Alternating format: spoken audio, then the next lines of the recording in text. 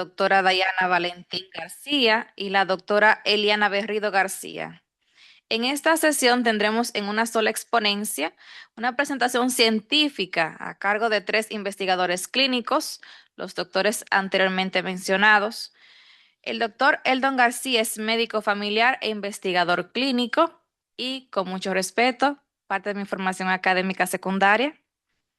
La doctora Dayana Valentín García, médico nutrióloga e investigadora clínica, y la doctora Eliani Berrido García, la cual es médico especialista en medicina familiar y comunitaria, con formación en medicina integrativa, salud metabólica, nutrición terapéutica y medicina preventiva. Juntos presentarán una investigación sobre la relación entre metabolismo, inmunología y neurodesarrollo, específicamente en el trastorno del espectro autista, abordando procesos como metilación, folatos y aminoácidos de cadena ramificada, con el título de su exponencia Neuroimmunometabolism in Autism, Methylation, Folates and BCAS. Con ustedes.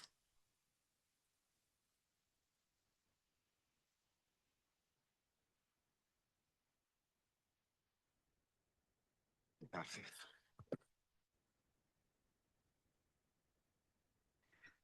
Muy buenos días a todos. Shalom Alejem y Shavuot Tov para todos. Una buena, bonita y bendecida semana. Nosotros quisiéramos iniciar primero con una frase de Sócrates, la cual reza de la siguiente manera, y cito: solo hay un bien, el conocimiento, y solamente hay un mal, que es la ignorancia.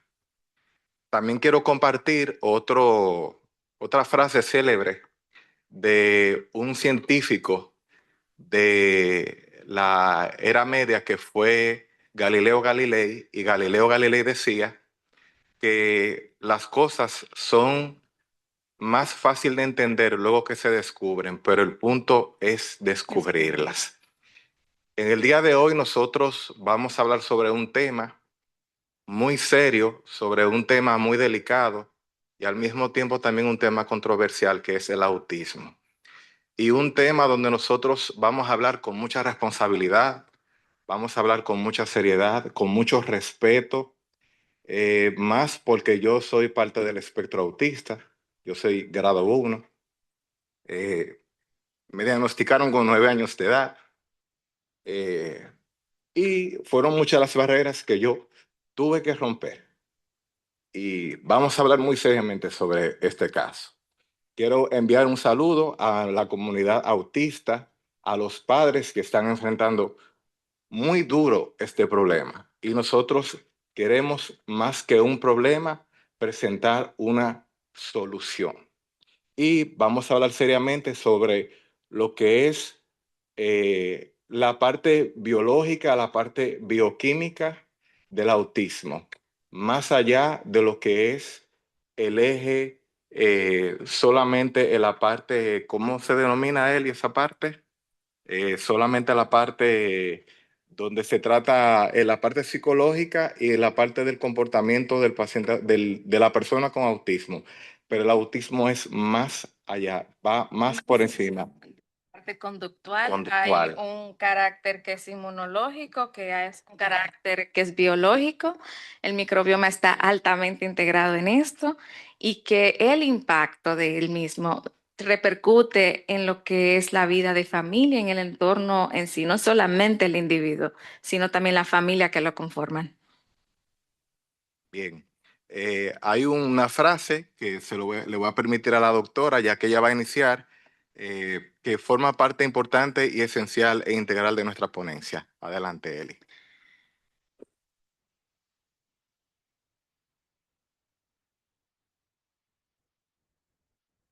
La bioquímica no reemplaza la clínica, la profundiza.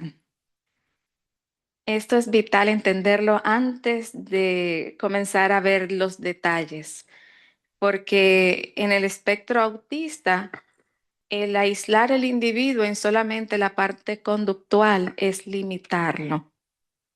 Cuando conocemos las bases, las raíces que componen no solamente el espectro de lo que vamos a hablar en esta mañana, en esta tarde, sino en casi todas las condiciones de salud que desarrolla el individuo.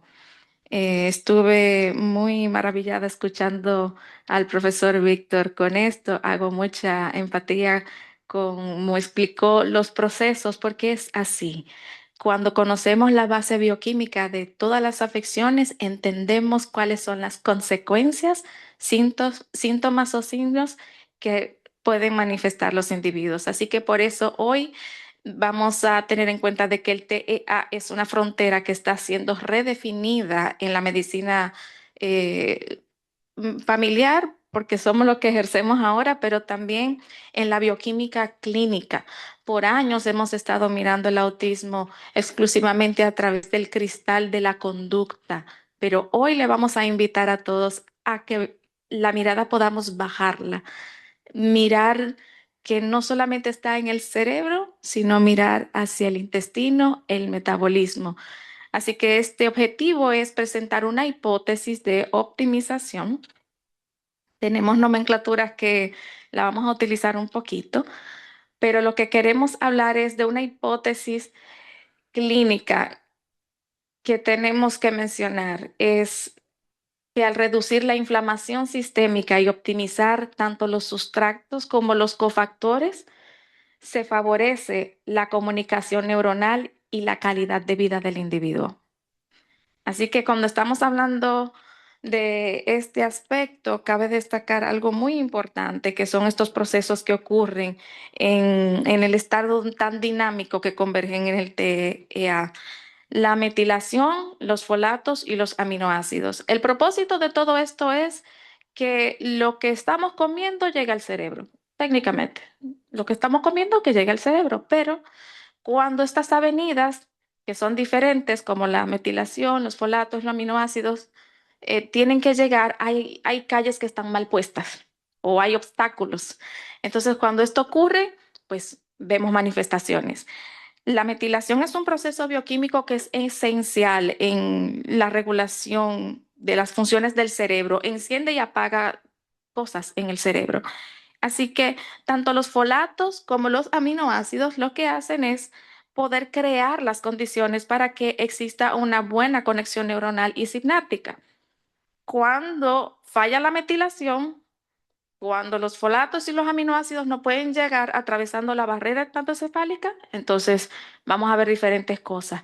Así que el cuerpo lo que trata es de crear vías alternas, pero a veces necesita que estas vías sean reguladas por la alimentación. Y como bien mencionó nuestro profesor anteriormente, todo el mundo tiene una microbiota diferente. Así que ninguna persona autista, ninguna va a ser igual y no va a tener el mismo tratamiento, ni el mismo manejo, ni el mismo abordaje, ni siquiera uno solo, solamente por el tipo de microbiota que cada uno tiene. Hoy vamos a discutir, este es el proceso, vamos a hablar acerca de los modelos,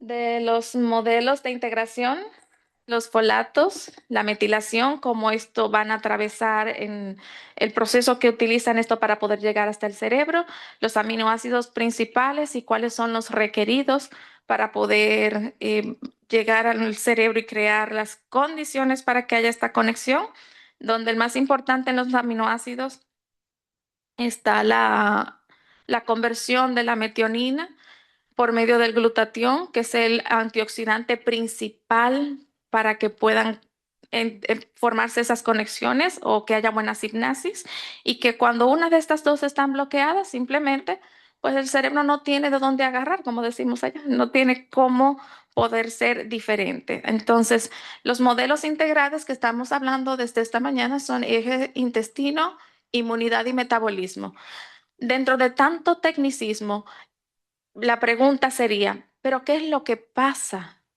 ¿Qué es lo que pasa en este cerebro que no funciona y que integra tantos sistemas? La inflamación. Cuando el cuerpo mantiene regulada la inflamación, todos los procesos son posibles.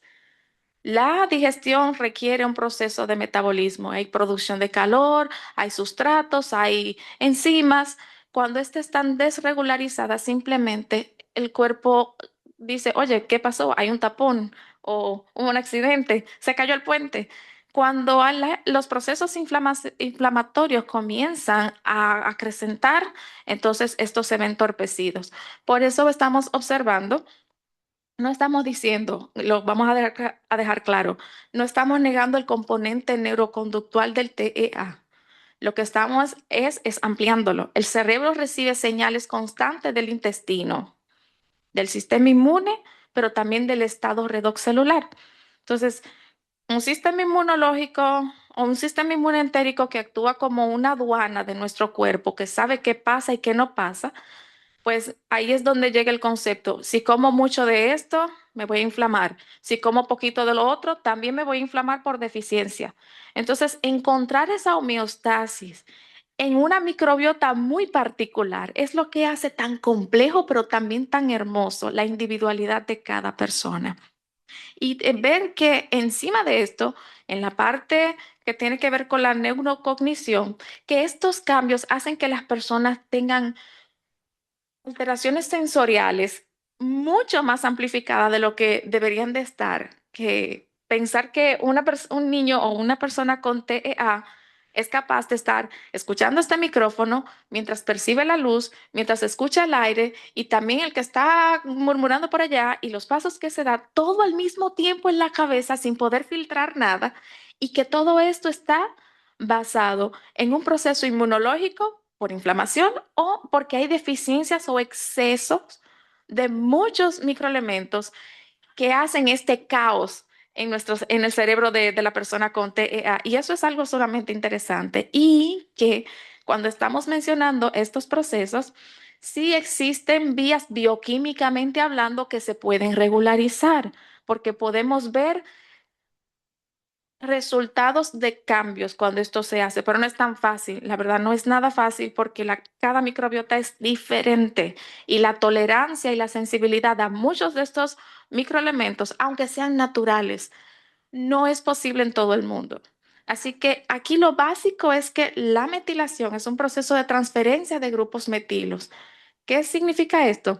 Que, bueno, los folatos son indispensables para nuestro cerebro y la vitamina B12, pero ellos no actúan solo, requieren sustratos, cofactores y que el estado inflamatorio sea el óptimo, el óptimo. La respuesta a esta bioquímica de transporte es que en el TEA nos enfrentamos frecuentemente a estos anticuerpos que están bloqueando estos receptores, especialmente los receptores del folato, los tipo alfa. El ácido fonílico es nuestro caballo de Troya en este momento, porque al ser una forma tan reducida, utiliza vías de transporte que son alternas a las que conocemos normalmente con folatos regulares.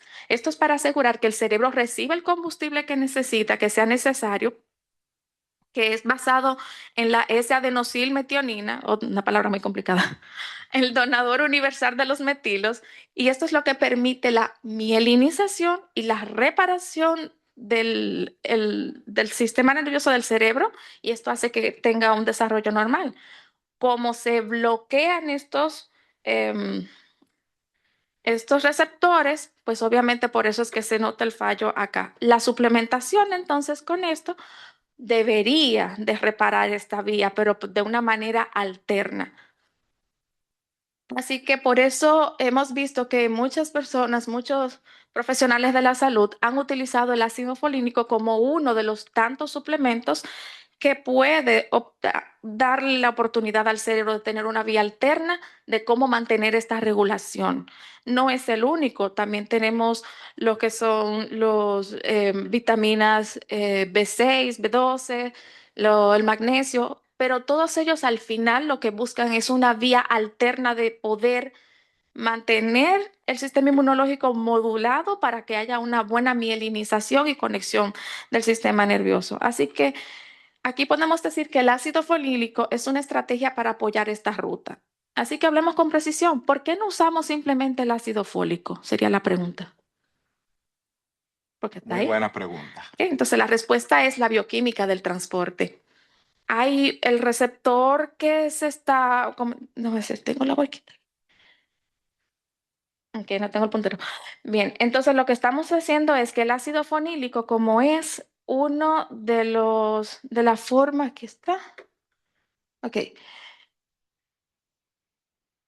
aquí está. Entonces vemos que el receptor está retrasado. El receptor del folato alfa, vemos que es el receptor para poder agarrar los folatos, pero el ácido fonílico utiliza es otro grupo para poder hacerlo porque este es el factor, es uno de los receptores que se bloquean. Si está bloqueado es imposible, por más ácido fólico que te bebas, no va a funcionar, está bloqueado. Entonces, el ácido fonílico es parecido, pero va por otra parte para obtener el mismo resultado. Así que los folatos sabemos que son básicos y la metilación es uno de los procesos por lo que son indispensables para que atraviese la barrera hematoencefálica y podamos entonces tener captación.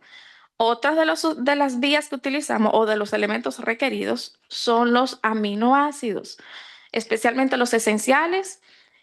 Podemos mencionar aquí muchos que son sustratos y precursores. Sé que son palabras muy complejas, pero en manera, más llanamente hablando, lo que estamos mencionando aquí es la mesa de tres patas. ¿Suplemento entonces solamente al TDA o solamente terapias? ¿O vamos a luchar ahora cuál es la comida que le toca? Porque eso es una carrera bastante difícil. Lo importante es enfatizar que el beneficio potencial va a depender del perfil del individuo y de las pruebas de laboratorio cuando estén disponibles. Porque una de las barreras que hay es que, por ejemplo, en la República Dominicana no se dispone de muchos recursos para poder crear o evaluar todos los microelementos o los aminoácidos que se están requiriendo para ver cuál está deficiente, cuál está en exceso, otras pruebas especiales para ver cómo está el sistema inmunológico, dónde es que se está alterando, dónde está bajito. Así que lo que actualmente estamos viendo, y es a nivel privado, lamentablemente no está presente a nivel público, es el uso del biohacking, que se habla de pruebas epigenéticas, de medidores de oligoelementos, que son auxiliares a los demás análisis convencionales que se están realizando. Lo importante es que los aminoácidos deben ser consumidos, deben ser absorbidos y deben de pasar la barrera hematoencefálica para que pueda crear mielinización y nuevas conexiones neuronales. Cuando hablamos de estas conexiones, entonces hay que hablar de algunas áreas del cerebro que participan en lo que es el TEA. Y esta parte se la voy a dejar a mi hermano, ya que él me pidió particularmente algo que quiere mencionar acá. Bien, muchas gracias. Antes de seguir, yo quiero enfatizar algo muy importante. El manejo del trastorno del espectro autista es multidisciplinario, ¿ok? ¿Qué quiere decir con eso? En un centro de salud, desde la persona que se encarga del ornato del lugar hasta el médico senior o jefe del centro, tiene participación en este proceso. La enfermera, el asistente médico, la familia, todos los que están alrededor de estos pacientes, todos tenemos una responsabilidad. El médico familiar, el médico internista, el psiquiatra, el psicólogo, el neurocientífico, todas las personas que se involucran en este proceso forman parte porque el paciente, perdón, no son pacientes, las personas que vivimos en este trastorno somos personas que debemos de ser tratados por un equipo multidisciplinario, más cuando se está en etapas iniciales o en etapas del desarrollo. Yo le quise traer esta ilustración que fue dibujada a mano, de verdad. Eh, Quise traer esta ilustración porque existen estructuras que son las más afectadas a nivel encefálico, como son el área 22, que es el área de Wernicke, y la 44, que es la de Broca, que son las que intervienen mayormente en en el lenguaje, en la producción del lenguaje y la articulación del lenguaje. También tenemos el caballito de mar o también El símbolo. el cíngulo, que es la parte donde mayormente se genera lo que es son las emociones y el comportamiento de la persona, que está a nivel de lo que es el lóbulo temporal, que es el área 38, y también tenemos lo que es la amígdala, también que es la parte donde se maneja también lo que son las emociones. También tenemos la parte eh, del habla que mencionamos y también lo que es la parte del contacto visual, ya que los pacientes con trastorno del espectro autista tenemos al inicio siempre un problema para comunicarnos, para el roce social, y también para lo que es el control del comportamiento. Y por eso quise traer esta ilustración para que puedan identificar de todo lo que estamos hablando hasta ahora. Todo lo que la doctora acaba de explicar, esta hipótesis no es nada más y nada menos que la real fisiopatología bioquímica del trastorno del espectro autista. Es algo que tenemos que explicarlo porque por eso es que nos va a permitir poder ayudar a los profesionales del comportamiento, poder encontrar nuevas alternativas para tratar estos casos, ya que si no comprendemos la parte biológica, la parte bioquímica, la biología molecular de nuestro sistema inmune, del eje intestino-cerebro, entonces siempre el profesional del comportamiento no va a poder entender por qué el paciente actúa de tal o cual manera en el trastorno del espectro autista. Bien, vamos a hablar de lo que es el metabolismo del triptófano. La quineurina es una sustancia que se forma cuando el organismo degrada el aminoácido esencial al triptófano. ¿Qué sucede? Que cuando está presente también este metabolito no permite que el triptófano, que es la base del glutatión, no pueda también ayudar a lo que es el proceso de metilación y los demás procesos bioquímicos a nivel cerebral. En estados inflamatorios, la activación del IDO desvía el triptófano lejos de la síntesis de serotonina y melatonina, que bien mencionaron nuestros maestros anteriormente, y esto favorece lo que es una neuroinflamación, alteraciones del sueño, irritabilidad y estrés citotóxico, que esto es bioquímicamente lo que explica el comportamiento errático de la persona con trastorno del espectro autista. Por eso que los niños que ustedes ven que no obedecen los comandos, no pueden estar tranquilos, son hiperactivos, tienen la mirada fija en otro lado, menos en el punto que debe de fijarla si le hablamos, y por eso hay un trastorno de tipo neurocognitivo. Pero hay una trampa. Y la trampa de la quineurina, la idea central de esto es que la inflamación puede competir, o sea, esta inflamación compite con la síntesis de serotonina, que fue lo que explicó nuestro maestro anteriormente, de las funciones que ejerce la serotonina. Entonces, tenemos que la indolamina 2,3-dioxigenasa es la enzima que cuando está aumentada, entonces produce este proceso a nivel cerebral. Entonces, vamos a entrar a lo que es el corazón, a lo que es el corazón de la disfunción inmunometabólica en cuanto al destino de los aminoácidos. Ahora vamos a hablar de la parte de los aminoácidos. Entonces, aquí, sin embargo, aparece la trampa, otra trampita también. Cuando el sistema inmunológico detecta permeabilidad intestinal o disbiosis, se liberan citoquinas proinflamatorias.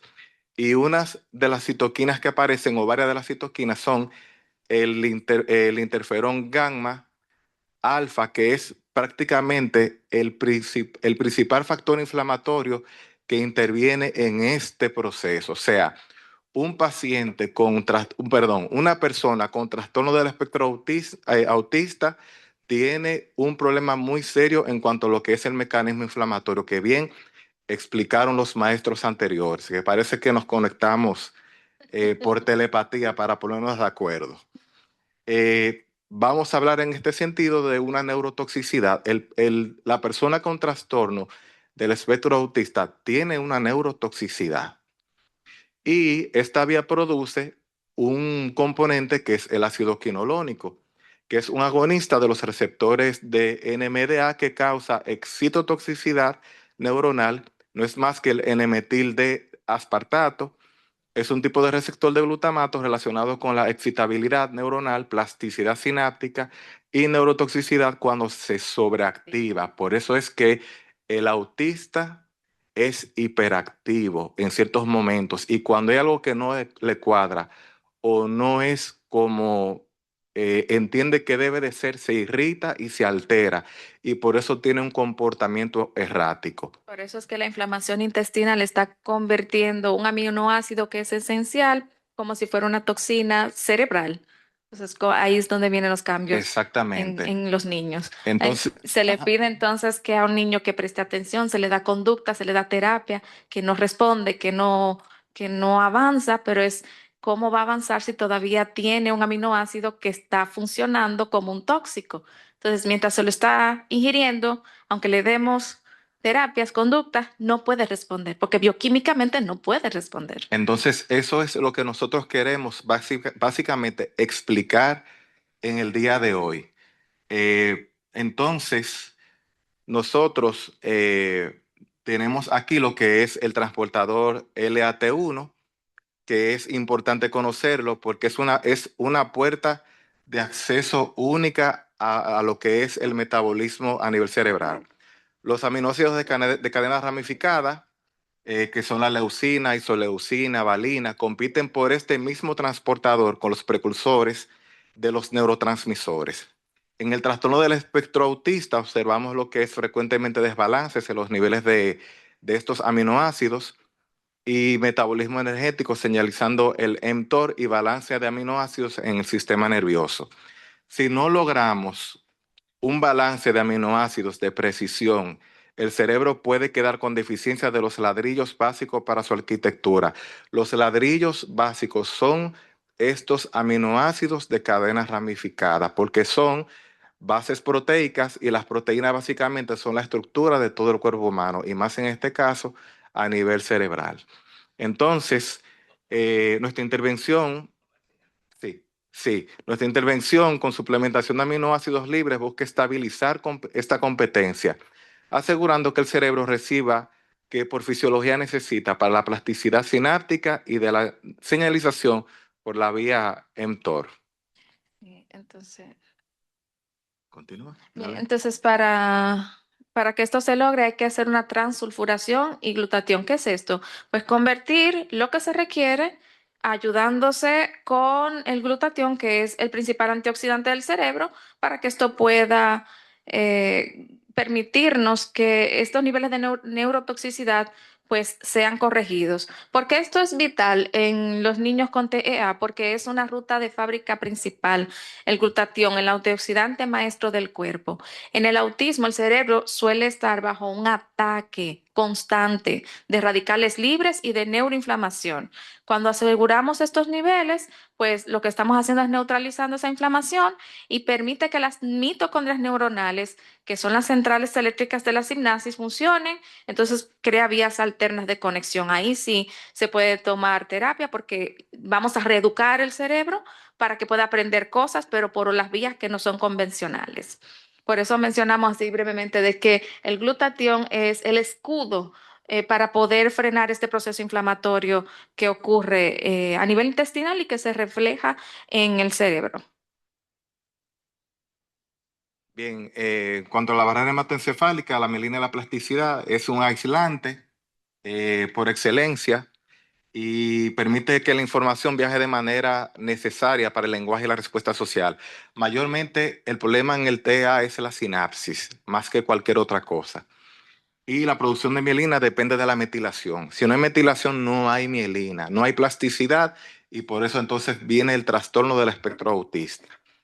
Y no prometemos con esto, no estamos buscando prometer reversión del cambio, porque no estamos hablando de una cura. Estamos hablando de entender qué sucede bioquímicamente a nivel cerebral, porque no, mayormente las ponencias de autismo solamente es en la parte conductual, Ujú. conductual y manejo conductual, pero cuando no conocemos la parte bioquímica, la parte esencial, básica de lo que sucede en nuestra fisiología cerebral, no vamos a entender cómo y cómo vamos a poder ayudar al otro profesional, o sea, a los diferentes profesionales, a poder intervenir de la manera correcta estos casos. Bien, quiero presentar aquí las evidencias científicas. Estos son los estudios que se han hecho.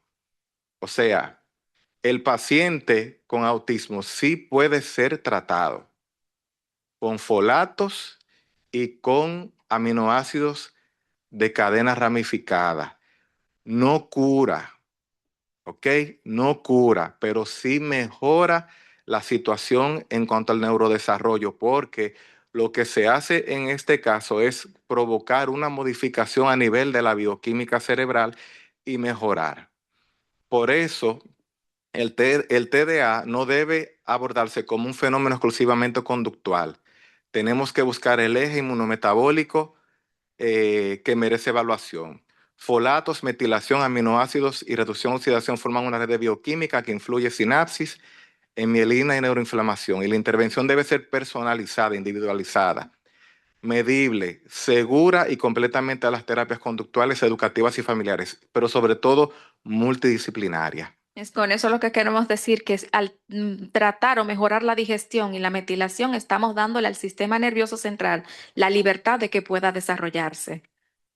Bien, también decir que la medicina familiar y el trastorno del espectro autista es el puente entre la bioquímica y la vida diaria. Por eso desde nuestra especialidad estamos tratando de explicar y también llamar a las otras especialidades que intervienen en estos casos a que nos unamos. ¿Para qué? Para buscar la solución adecuada para el trastorno del espectro autista.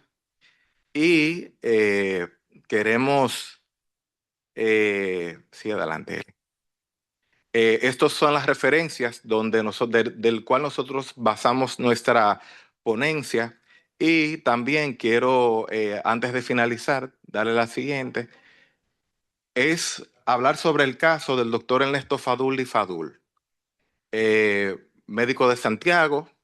Todos los que somos dominicanos conocemos cuál es la situación en relación al manejo que está realizando el doctor Fadul, el cual yo me la juego y digo que el doctor Fadul no está equivocado. El doctor Fadul está haciendo lo que realmente bioquímicamente se necesita para mejorar el problema del trastorno del espectro autista. El asunto está que lamentablemente República Dominicana es una sociedad que está muy atrasada en la parte científica y lamentablemente no hay disposición gubernamental para poder lograr esto. Las personas como nosotros en República Dominicana se nos llama locos. Locos porque investigamos, porque decimos la verdad, porque apoyamos lo que es correcto y nosotros sí apoyamos la labor del doctor Fadul. ¿Por qué? Porque realmente ha tenido buenos resultados. Y lo que está haciendo el doctor Fadul, ya nosotros lo acabamos de explicar ahora. Eso es lo que él está haciendo, neuromodulando, pero neuromodulando desde la bioquímica. Y sí apoyamos que el paciente, la persona con TEA, es un paciente multidisciplinario. Sí. Y yo invito a las autoridades de República Dominicana a que se apoye las investigaciones y en vez de atacar, mejor se haga un consenso con los profesionales de la salud que estamos interesados en realmente buscar una solución para que se promueva y se promulgue la investigación, no al ataque personal, porque esto no se trata de una competencia, se trata de un sinergismo científico y a eso es que abogamos y por eso hacemos nuestra presentación de hoy. Muchas gracias y por eso les recalcamos, la bioquímica nunca va a reemplazar la clínica, la profundiza. Muchas gracias.